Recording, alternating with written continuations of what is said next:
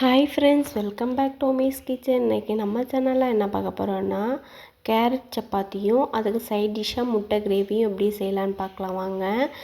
உங்கள் வீட்டில் குழந்தைங்க கேரட் சாப்பிட்லன்னா இந்த மாதிரி நீங்கள் ஒரு டைம் ட்ரை பண்ணி பாருங்கள். குழந்தைங்க விரும்பி சாப்பிடுவாங்க. ரொம்ப டேஸ்ட்டாகவும் இருக்கும், சாஃப்டாகவும் இருக்கும். அதுக்கு ஒரு 1/4 கிலோ அளவில் கேரட் கட் பண்ணி எடுத்துருக்கேன். தோல் சீவிட்டு அதை ஒரு ஃபைன் பேஸ்ட்டாக அரைச்சி எடுத்துகிட்டு வந்துடலாம். இப்போ ஒரு பாத்திரத்தில் பார்த்திங்கன்னா 1/2 கிலோ அளவுக்கு கோதுமை மாவு சேர்த்துருக்கேன். அதுக்கு தேவையான அளவு உப்பு சேர்த்துருக்கேன்.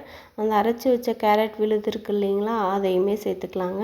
சேர்த்துட்டு இப்போ இது எல்லாத்தையுமே நல்லா மிக்ஸ் ஆகுற மாதிரி மிக்ஸ் பண்ணிக்கலாங்க. இப்போ உப்பு அந்த கேரட் எல்லாமே மிக்ஸ் ஆகிற மாதிரி இந்த மாதிரி நல்லா பிணைஞ்சி விட்டு எடுத்துக்கலாம். அப்புறம் பார்த்திங்கன்னா தேவையான அளவுக்கு தண்ணி சேர்த்து சப்பாத்தி மாவு பேத்துறதுக்கு நம்ம பிணைஞ்சி இதை எடுத்து வச்சுக்க போகிறோங்க. உங்களுக்கு தேவையான அளவுக்கு நீங்கள் சேர்த்துக்கோங்க. கேரட் எக்ஸ்ட்ரா கூட சேர்த்துக்கலாம். நல்லா தான் இருக்கும், டேஸ்ட்டும் நல்லா தான் இருக்கும், சாஃப்டாகவும் இருக்கும், சாப்பிட்றதுக்கும் நல்லா தான் இருக்கும். இப்போ பாருங்கள், இந்த அளவுக்கு நம்ம பிணைஞ்சு எடுத்தாச்சுங்க. சப்பாத்தி மாவுக்கு நீங்கள் எப்படி பிணைவீங்களோ அந்த அளவுக்கு பிணைஞ்சிக்கோங்க. தண்ணி மட்டும் பார்த்து அளவாக சேர்த்துக்கோங்க. வேணும்னா சேர்த்துக்கோங்க, வேணும்னா அந்த கேரட் விழுதே கரெக்டாக தான் இருக்கும். இப்போ இது ஒரு ஓரமாக எடுத்து வச்சிடலாம். நான் இப்போ இதை தேய்ச்சி எடுத்துக்கலாங்க. நம்ம சப்பாத்தி மாவுக்கு எப்படி தேய்க்குவோமோ தேய்ச்சி எடுத்துக்கலாம். எனக்கு வீடியோ எடுக்கிறதுக்கு ஆள் இல்லை, அதனால் நானே எடுக்கிறனால இப்படி வருது, அட்ஜஸ்ட் பண்ணிக்கோங்க. இப்போ சப்பாத்தி மாவுக்கு எப்படி தேய்ப்போமோ அது மாதிரி தேய்ச்சி எடுத்துக்கலாங்க. இப்போ இதை ஒவ்வொன்றா தோசைக்கல் மேலே போட்டு எடுத்துக்கலாம். பாருங்கள், இப்போ கொஞ்சோண்டு ஆயில் சேர்த்து இப்படி திருப்பி திருப்பி போட்டுகிட்டே இருக்கணும். அப்போ தான் சப்பாத்தி சாஃப்டாக இருக்கும். இப்போ இந்த பக்கமும் லைட்டாக ஆயில் சேர்த்து மறுபடியும் இதே மாதிரி திருப்பி திருப்பி போட்டுகிட்டே இருக்கணுங்க. பாருங்கள், உங்களுக்கே தெரியும் எப்படி ஆரஞ்சு கலரில் இருக்குதுன்னு சொல்லிட்டு. சாப்பிட்றதுக்கும் ரொம்ப டேஸ்ட்டாக இருக்குங்க நார்மல் சப்பாத்தியை விட. இது ஹெல்த்தியும் கூட, குழந்தைங்க சாப்பிடுவாங்க. நார்மலாக கேரட் கொடுக்கும்போது சாப்பிட மாட்டாங்க. இந்த மாதிரி நம்ம செஞ்சு கொடுத்தோம்னா குழந்தைங்க சாப்பிட்ருவாங்க. அதனால தான் இந்த மாதிரி எல்லா சப்பாத்தியும் நம்ம போட்டு எடுத்துக்கலாங்க. அவ்வளோதாங்க. இந்த வீடியோ பிடிச்சிருந்தா ஒரு லைக் பண்ணுங்கள், ஷேர் பண்ணுங்கள், கமெண்ட் பண்ணுங்கள்.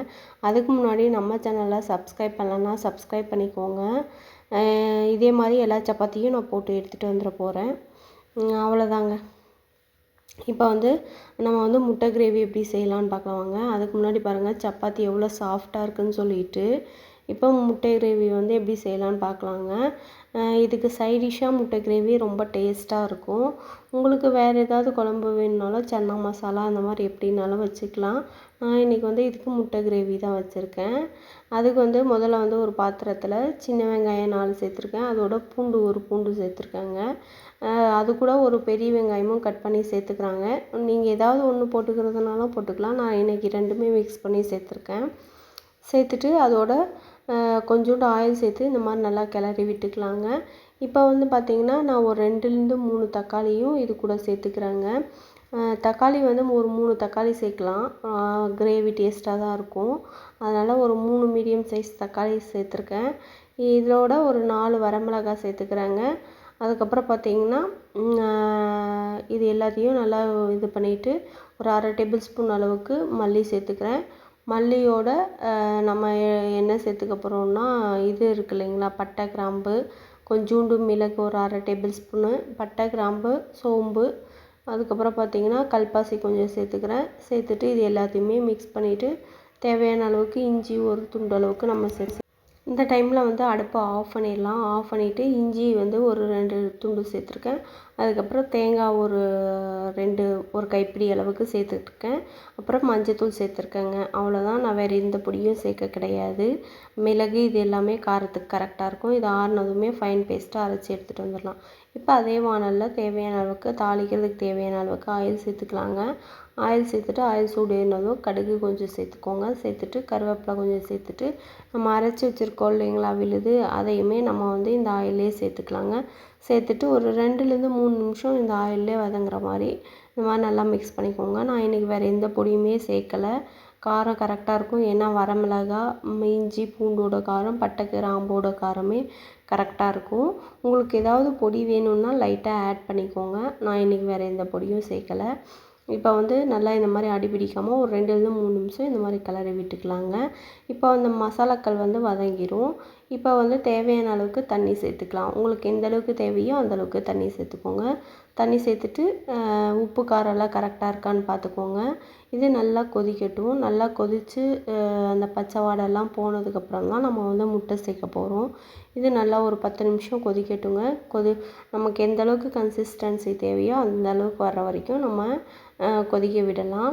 இன்னும் கெட்டியாக வேணும்னாலும் வச்சுக்கலாம். நல்லா தான் இருக்கும்.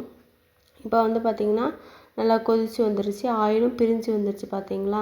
அந்த பச்சை வாடையும் போயிடுச்சு. இப்போ வந்து முட்டையை வந்து உடச்சி ஊற்றிக்கலாம். முட்டை உடச்சி ஊற்றும்போது ஒரு இடத்துலேருந்து நம்ம ஃபஸ்ட்டு ஒரு இடத்துல ஊற்றினோம்னா அதுலேருந்து தள்ளி தள்ளி தான் ஊற்றணும். பக்கத்துலேயே ஊற்றினோம்னா எல்லாம் ஒன்றா ஒட்டிக்கும். இப்போ வந்து நான் வந்து தனித்தனியாக தான் அப்போ தான் ஒரு முட்டையாக நமக்கு அப்படியே கையில் கிடைக்கும். இப்போ வந்து இதில் வந்து மீடியம் ஃப்ளேமில் ஒரு 10 நிமிஷம் நல்லா வேக விட்டுருலாங்க. வேகட்டும்.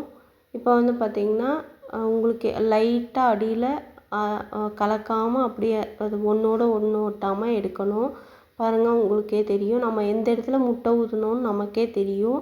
அந்த இடத்துல மட்டும் லைட்டாக கரண்டியை விட்டு எடுத்திங்கன்னா முட்டை வந்து அப்படியே தனியாக வந்துடுங்க. அவ்வளோதாங்க. இன்னும் ஒரு 2லேருந்து 3 நிமிஷம் மீடியம் ஃப்ளேமில் வச்சு ஆஃப் பண்ணிடலாம். முட்டையும் உள்ளே நல்லா வெந்திருக்கும். நம்ம எடுத்து சர்வ் பண்ணும்போதும் தனித்தனியாக சர்வ் பண்ணிக்கலாம். முட்டை உடையாது, ஒன்றா சேராது. இந்த வீடியோ பிடிச்சிருந்தா லைக் பண்ணுங்கள், ஷேர் பண்ணுங்கள், கமெண்ட் பண்ணுங்கள். அதுக்கு முன்னாடி நம்ம சேனலில் சப்ஸ்கிரைப் பண்ணலன்னா சப்ஸ்கிரைப் பண்ணிக்கோங்க. பாருங்கள் எந்த அளவுக்கு முட்டை தனியாக வந்திருக்குன்னு சொல்லிவிட்டு அதுக்கு நீங்கள் இந்த மாதிரி தனித்தனியாக உடச்சி விட்டு அசாமல் எடுக்கணும். தேங்க்ஸ் ஃபார் வாட்சிங். நம்ம சேனலை சப்ஸ்கிரைப் பண்ணலன்னா சப்ஸ்கிரைப் பண்ணிக்கோங்க. ஏதாவது கமெண்ட் இருந்தால் கமெண்ட் சொல்லுங்கள். தேங்க்யூ.